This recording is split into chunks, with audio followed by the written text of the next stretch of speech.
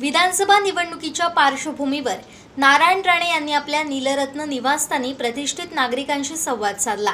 यामध्ये वकील, डॉक्टर, शिक्षक, उद्योजक, व्यापारी, सामाजिक कार्यकर्ते, संस्था, संघटना यांचे प्रतिनिधी उपस्थित होते। या चर्चेत अनेकांनी खासदार नारायण राणे, महायुतीचे उमेदवार निलेश राणे यांच्यात काम करण्याची धमक आहे, मंत्रालयात भांडून निधी खेचून आणण्याची ताकद आहे, त्यामुळे त्यांच्याशिवाय पर्याय नसल्याचं सांगितलं।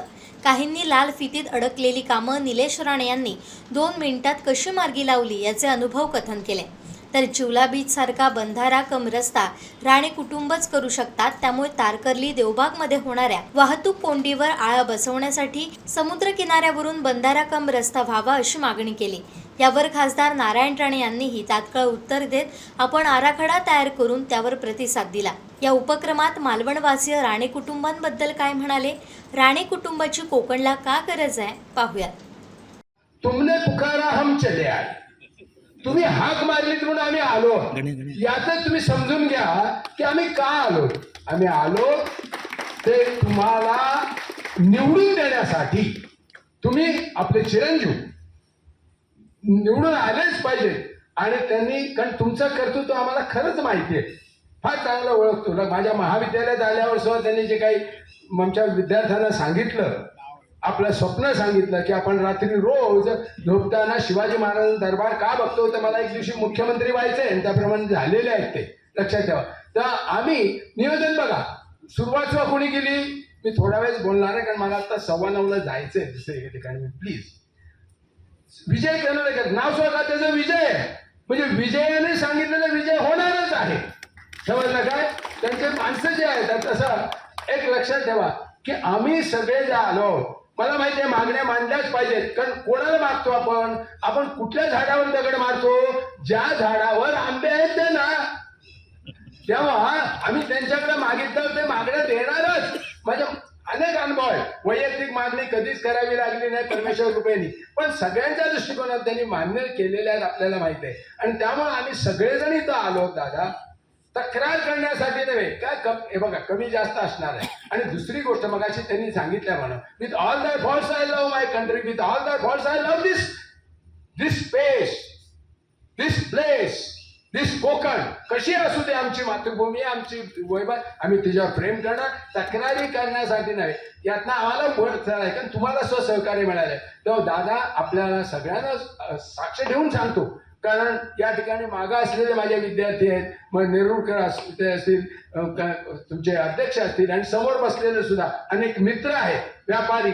सुदैवानं 60 वर्ष इथं काढल्यामुळं सगळ्यांचा परिचय आहे आणि त्यामुळे मी सगळ्यांच्या वतीनं परमेश्वराला म्हणून पहिल्यांदा काय म्हणतो, वक्रतुंड रामेश्वरला प्रार्थना करून सांगतो की आमची सगळ्यांची परमेश्वराला विनंती आहे की आपले चिरंजीव उत्तम प्रकारे विथ थम्पिंग मेजॉरिटी ते यावे आणि मग आम्ही तुम्हाला काय ते सांगणार आहोत ते ऐकून घेताय। लक्षात घ्या, माझ्याकडे आता आमचे मित्र सगळे ब्रह्मवंत माझ्याकडेच आले होते, ते म्हणजे असं आपण वेद पाठशाळा अमुक, म्हणजे या सगळ्या गोष्टी आपण नंतर सांगूया, आता मागत राहायचं नाहीये।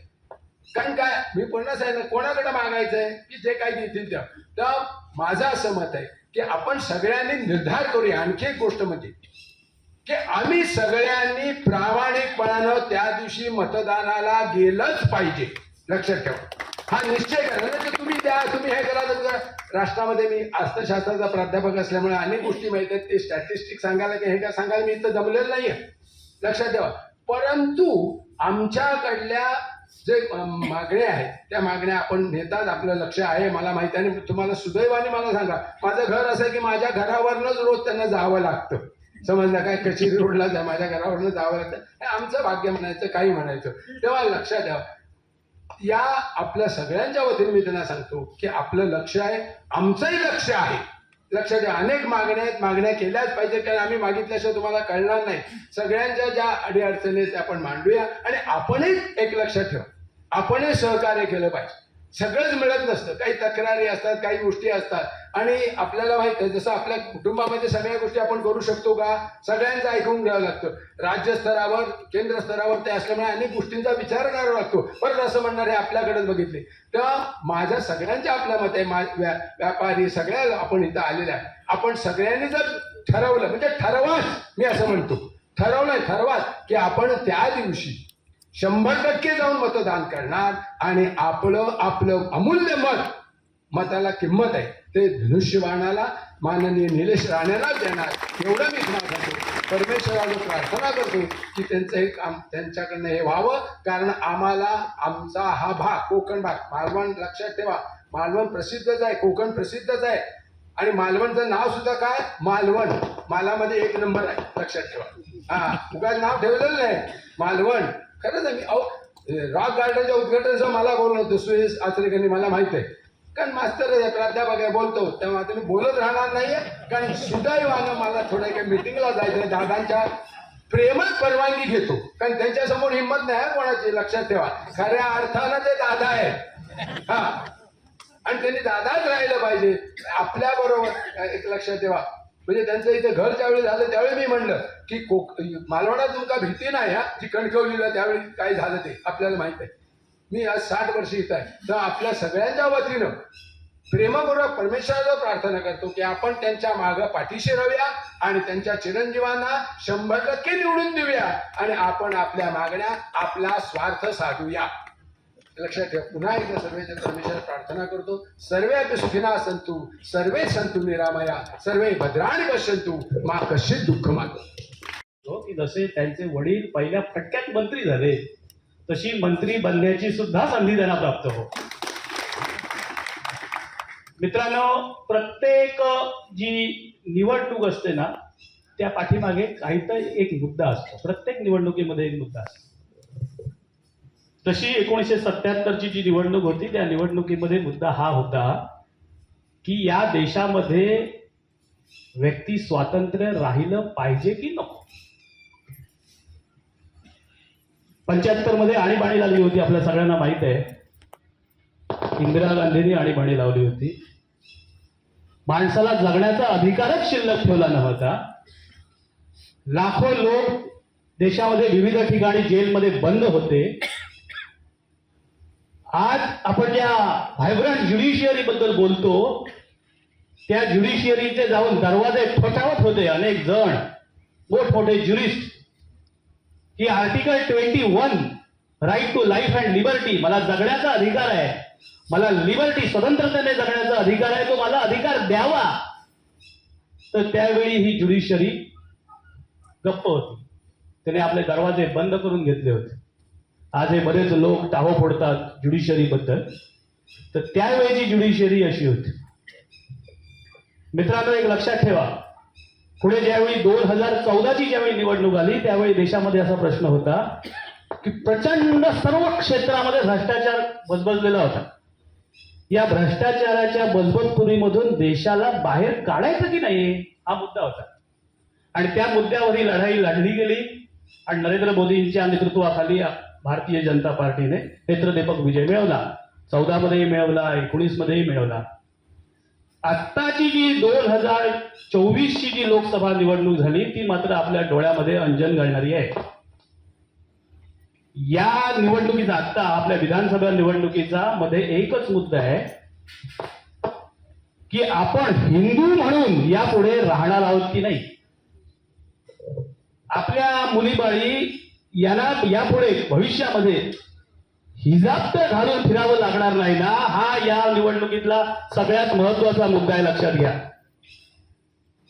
आपल्या देशाचे पहिले CDS, chief of defence staff general Bipin Raut असे म्हणायचे की या देशातला आपण 2.5 फ्रंटची लढाई करण्याची तयारी ठेवली पाहिजे. आता 2 फ्रंट तर कोणीही सांगू शकेल, एक पाकिस्तानकडचा फ्रंट आणि एक चीनकडचा फ्रंट, पण हाफ फ्रंट कोणता?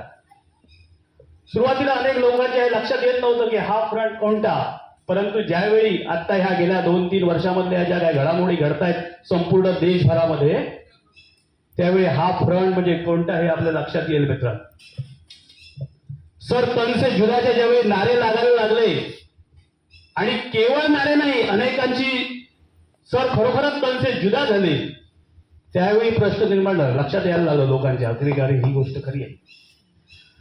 देशाच्या राजधानीमध्ये नव्हे तर निरनिराळ्या राज्यांच्या राजधानीमधले सुद्धा रस्ते जेव्हा रोखले जाऊ लागले, या देशामध्ये न्याय व्यवस्था आहे, देशामध्ये शासन व्यवस्था आहे, परंतु ते मोकळे करू शकले नाहीत. प्रदीर्घ काळापर्यंत त्यांनी निंदाळी शाहीनबाग सारखी आंदोलनं केली. त्यावेळी लोकांच्या लक्षात यायला लागलं की अरे तो हा फ्रंट म्हणजे हाच फ्रंट आहे. आपल्या सुदैवाने आणि हिंदूंच्या दुर्दैवाने असं मी म्हणतो, याचं कारण तो हिंदू व पाकिस्तानातला असू दे किंवा बांगलादेश मधला, शेवट तो आपला बांधवच आहे. सुदैव यासाठी म्हणतोय की अजून आपल्या देशात ही घटना नाही बाहेर घडताय. बांगलादेश मधली जी स्थिती आहे ती पाहिल्यानंतर आपल्या लक्षात येईल. अगदी छोटी छोटी बालकं, कोण 4वीतला, कोण 5वीतला, कोण 6वीतला, त्यांच्या घरामध्ये त्यांना फाशी देण्यात आलंय. आपण सगळ्यांनी टीव्हीवरून बघितलं असाल, आपण सगळ्यांनी मोबाईलपर्यंत जे क्लिप्स बघितले असतील. त्या बालकांच्या जागेवर जर आपल्या घरातली बालकं जर आपण ठेवली तर आपल्या लक्षात येईल केवढी भीषण भविष्य आपल्या समोर आहे. अशा या भीषण भविष्यामध्ये आपलं नेतृत्व कसं असलं पाहिजे हे मित्रांनो सगळ्यात फार महत्वाची गोष्ट आहे. आणि म्हणून जो खरा खुरा हिंदुत्व घेऊन चालणारा जर पक्ष असेल आणि हिंदुत्वाचा पुरजोर त्याला सहाय्य करणारा जर उमेदवार असेल तर त्यालाच पाठिंबा दिला पाहिजे. या निवडणुकीमध्ये एवढी महत्वाची ही लढाई आहे. मी खरा खुरा हा शब्दपूर्व जाणीवपूर्वक वापरलाय मित्रांनो. याचं कारण आम्ही हिंदुत्ववादी आहोत असे सांगणारे अजूनही काही पक्ष आहेत या महाराष्ट्रामध्ये. त्या पक्षांना आमचा विरोध नाही, परंतु एक लक्षात घेतलं पाहिजे की हिंदू हृदय सम्राट बाळासाहेब ठाकरे असं आपण आदराने म्हणायचो. त्यांच्या पाठीमागचं जे हिंदू हृदय सम्राट आहे हे शब्द केवळ मतांच्या स्वार्थासाठी लोक विसरले, त्यांचे वारसदार विसरले. निरनिराळ्या त्यांचे जे बॅनर्स असतात त्यावरून हिंदू हृदय सम्राट हे नावच कमी झालं. जनाब बाळासाहेब असं ज्यांना म्हटलं जायला लागलं तरी सुद्धा लोकांनी सहन केलं, त्यांच्या वारसाने सहन केलं. तुम्हाला वाटतंय उद्या जेव्हा 92-93 सारख्या दंगली जेव्हा पुन्हा उसळतील किंवा त्यापेक्षाही मोठ्या जशा गुजरातमध्ये झाल्या तशा दंगली उसळतील तेव्हा हे बाळासाहेबांचे वारसदार तुम्हाला मदत करतील? बाळासाहेबांचे हे जे खरे वारसदार आहेत हेच आपल्याला मदत करतील मित्रांनो. केवळ बाळासाहेबांचा विचार घेऊन चालणारे शिवसैनिक हेच फार महत्वाचे आहे. त्यामुळे ही येणारी निवडणूक आहे त्या दृष्टीने सुद्धा अत्यंत महत्वाची आहे. माझी आपल्या सगळ्यांना अगदी हात जोडून नम्र विनंती आहे. एक लक्षात घ्या, आपण इथे सगळे जे आहोत ना ते जाऊन 100% मतदान करतील. सरांनी आता अपेक्षा व्यक्त केली, परंतु केवळ ही अपेक्षा आपल्या स्वतःपुरतीच मर्यादित ठेवून उपयोगाची नाही. ते फार टॅक्टिकल रीतीने मतदान करतायत. म्हणजे आम्ही असं बघितलंय, माझ्या जवळचे, मी नाव नाही सांगत, परंतु आमच्या जवळचे लोक सुद्धा जे मोमेडियन आहेत ते पार तिकडून अब्रॉड वरून इथे आले, इथे येऊन केवळ मतदान केलं आणि ते निघून गेले. आणि आपल्या जवळचे आपले अनेक हिंदू बांधव त्या दिवशी एक सुट्टी मिळते म्हणून निरनिराळ्या ठिकाणी फिरायला गेले. किती दुर्दैव आहे. आणि मग याचा परिणाम जर बघायचा असेल तर अनेक ठिकाणी दिसलाय. मध्ये जसं दिसला तसा तो धुळ्यामध्ये सुद्धा दिसला मित्र. धुळ्यामध्ये एकूण जी लोकसभेची जी कॉन्स्टिट्युएन्सी आहे तिथे एकूण 6 विधानसभेच्या कॉन्स्टिट्युएन्सी आहेत. तिथे त्या 6 पैकी 5 ठिकाणी आपल्या सगळ्यांना माहित असेल 5 ठिकाणी तिथे जो भारतीय जनता पार्टीचा जो उमेदवार होता तो 1,90,000 मतं घेऊन पुढे होता, आघाडीवर होता. आणि त्यानंतर त्यातली सगळ्यात शेवटची जी मालेगावची जेव्हा ती पेटी उघडली त्यावेळी मालेगावमध्ये 1,94,000 मतं घेऊन तो पुढे आला. हे काय प्रकार आहे? म्हणजे त्या मालेगाव मधल्या लोकांना हे सबका साथ सबका विकास असं आपलं धोरण आहे आणि ते बरोबर आहे, ते काही चुकीचं नाही. कारण राज्य जो शासक असतो त्याने सगळ्यांचंच कल्याण साधायचं असतं. परंतु तिथल्या लोकांनी सुद्धा निरनिराळ्या प्रकारच्या सुख सुविधा सगळ्या घेतल्या शासनाकडून, ज्या घ्यायच्या सगळ्या घेतल्या, परंतु मतदान फक्त धर्माच्या आधारावर केलं. पण ते आपला धर्म विसरत नाहीत. आणि आपल्याला मात्र असं मुद्दामून सांगितलं जातं की तुम्ही सर्व धर्म समभाव पाळा. कुठल्या धर्माबद्दल, आमचं कुठल्या धर्माबद्दल मुळात राग नाहीच, परंतु आपण जर सगळे इथे राहत असू, जर आम्ही भारत माता की जय म्हणत असू तर तुम्ही सुद्धा भारत माता की जय म्हटलंच पाहिजे. आम्ही जर जय हिंद म्हणत असू तर तुम्ही सुद्धा जय हिंद म्हटलंच पाहिजे. जर तसे म्हणत नसाल आणि तुमच्या मनामध्ये काहीतरी वेगळा किंतु असेल तर याचा अर्थ स्पष्ट आहे. जे बांगलादेशमध्ये तुम्ही घडवलात, जे पाकिस्तानमध्ये तुम्ही घडवलात, तेच तुम्हाला या भारतामध्ये घडवायचं आहे. आणि ते रोखायचं असेल तर दादांच्या आणि दादांचे आता हे जे निलेशजी राणे आहेत यांच्या पाठीशी आपण ठामपणे राहिलं पाहिजे मित्रांनो. त्यांना भरघोस मताने मतदान केलं पाहिजे. केवळ स्वतःच नाही तर सर्व हिंदू त्यांना मतदान करतायत याची खात्री सुद्धा आपण काळजी सुद्धा घेतली पाहिजे. आणि म्हणून मला हे जे बोलायला दिला 4 शब्द त्याबद्दल मी धन्यवाद व्यक्त करतो. राणे साहेब, तुमच्याकडून कुठल्याही अपेक्षा नाही. याचं कारण आम्हाला पूर्ण खात्री आहे की तुम्ही गप्प बसणारे व्यक्तीच नाही. राणे साहेब निवडून आले आणि शांतपणे बसले असं कधी घडलंय का? आजपर्यंत कधीही घडलेलं नाही. सतत सत्तेत असू दे किंवा नसू दे आपल्या लोकांसाठी ते सतत काम करत राहिले.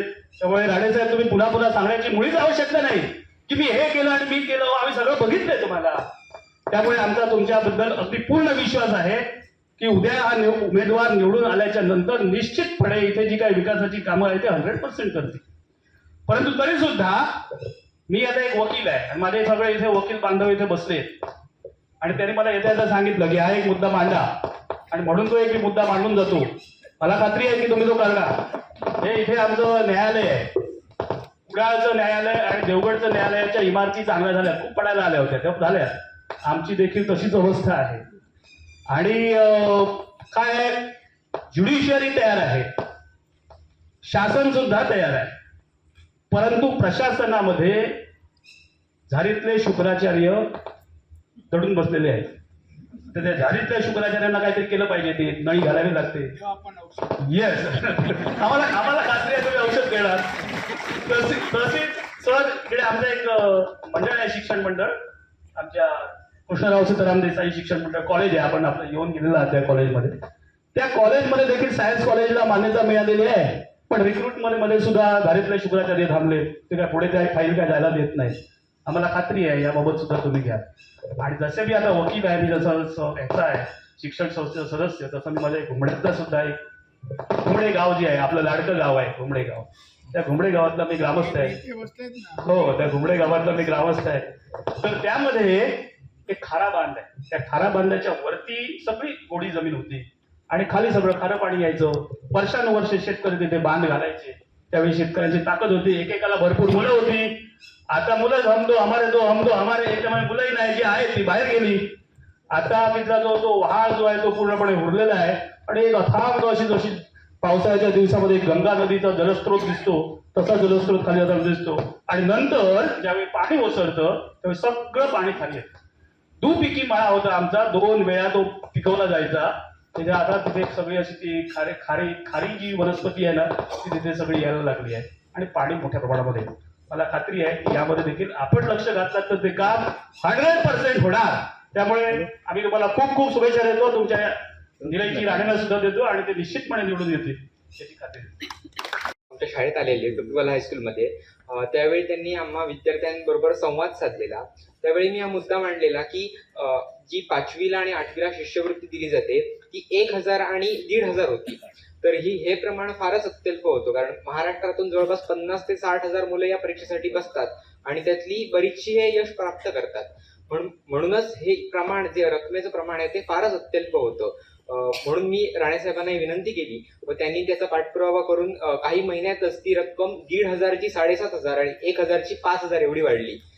त्याचबरोबर ज्यावेळी स्कॉलरशिप परीक्षेमध्ये माझा राज्यात 22वा क्रमांक आला त्यावेळी राणेसाहेबांनी स्वतःच्या सहीचं पत्र मला पाठवलं. केंद्रीय मंत्र्यांचं पत्र येणं ही फारच माझ्यासाठी आनंदाची बाब होती.